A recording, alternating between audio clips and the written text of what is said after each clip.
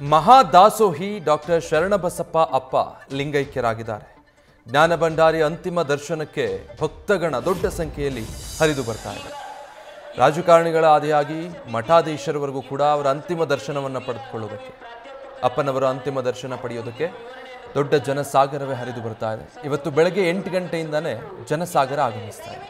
ಮಧ್ಯಾಹ್ನ 2:30ರವರೆಗೆ ಸಾರ್ವಜನಿಕರಿಗೆ ಅಂತಿಮ ದರ್ಶನಕ್ಕೆ ವ್ಯವಸ್ಥೆಯನ್ನು ಕಲ್ಪಿಸಲಾಗಿದೆ. ಸಂಜೆ 5 ಗಂಟೆಗೆ ಡಾಕ್ಟರ್ ಶರಣಬಸಪ್ಪ ಅಪ್ಪ ಅಂತಿಮ ಸಂಸ್ಕಾರವನ್ನು ನೆರವೇರಿಸಲಾಗುತ್ತೆ.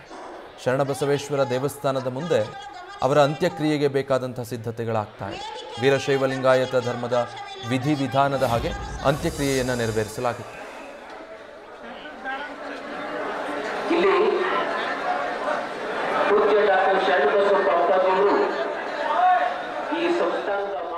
ಅಪ್ಪನವರ ಅಂತ್ಯ ಸಂಸ್ಕಾರಕ್ಕಾಗಿ ಸಮಾಧಿಗೆ ಬೇಕಾದ ಸಿದ್ಧತೆಗಳನ್ನು ಮಾಡಿಕೊಳ್ಳಲಾಗ್ತಾ ಇದೆ. 5 ಅಡಿ ಆಳದ ಸಮಾಧಿಯನ್ನು ನಿರ್ಮಾಣ ಮಾಡೋ ಕಾರ್ಯ ನಡೀತಾ ಇದೆ. ಈ ವೇಳೆ 100 ಮಠಾಧೀಶರು ಉಪಸ್ಥಿತರಿದ್ದಾರೆ. ಆ ಎಲ್ಲರ ಸಮ್ಮುಖದಲ್ಲಿ ಅವರ ಅಂತ್ಯ ಸಂಸ್ಕಾರವನ್ನು ನೆರವೇರಿಸಲಾಗುತ್ತೆ. ಈಗ ಬೆಳಗ್ಗೆ 8 ಗಂಟೆಯಿಂದ ಅಂತಿಮ ದರ್ಶನಕ್ಕೆ ವ್ಯವಸ್ಥೆ ಕಲ್ಪಿಸಲಾಗಿರೋದು.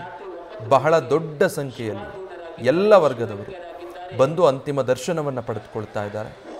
ರಾಜಕಾರಣಿಗಳು, ಗಣ್ಯರು, ಜನಸಾಮಾನ್ಯರು, ಮಠಾಧೀಶರು, ಮಠದ ಭಕ್ತರು ಎಲ್ಲರೂ ಕೂಡ ಆಗಮಿಸಿ ಲಿಂಗೈಕ್ಯರಾಗಿರುವಂತಹ ಡಾಕ್ಟರ್ ಶರಣಬಸಪ್ಪ ಅಪ್ಪನವರ ದರ್ಶನವನ್ನು ಪಡ್ಕೊಳ್ತಾ ಇದ್ದಾರೆ. ಸಂಜೆ 5 ಗಂಟೆವರೆಗೂ ಕೂಡ ಅವಕಾಶ ಇರುತ್ತೆ. ಅದಾದ ಮೇಲೆ ವೀರಶೈವ ಲಿಂಗಾಯತ ಧರ್ಮದ ವಿಧಿವಿಧಾನದ ಹಾಗೆ ಅವರ ಅಂತ್ಯ ಸಂಸ್ಕಾರವನ್ನು ನೆರವೇರಿಸಲಾಗುತ್ತೆ. ಅದಕ್ಕೆ ಬೇಕಾಗಿರುವಂತಹ ಸಿದ್ಧತೆಗಳನ್ನು ಮಾಡಿಕೊಳ್ತಾ ಇರೋ ದೃಶ್ಯ ಒಂದು ಬದಿಯಲ್ಲಿ ಗಮನಿಸ್ತಾ ಇದ್ದೀವಿ. ಸಮಾಧಿ ಹೇಗಿರಬೇಕು, ಯಾವೆಲ್ಲ ವಿಧಿವಿಧಾನಗಳನ್ನು ಅಲ್ಲಿ ಪಾಲಿಸಬೇಕು, ಅದಕ್ಕೆ ಬೇಕಾಗಿರುವಂಥ ಸಿದ್ಧತೆ, ಸಮಾಧಿಯ ನಿರ್ಮಾಣ ಕಾರ್ಯ ನಡೀತಾ ಇದೆ.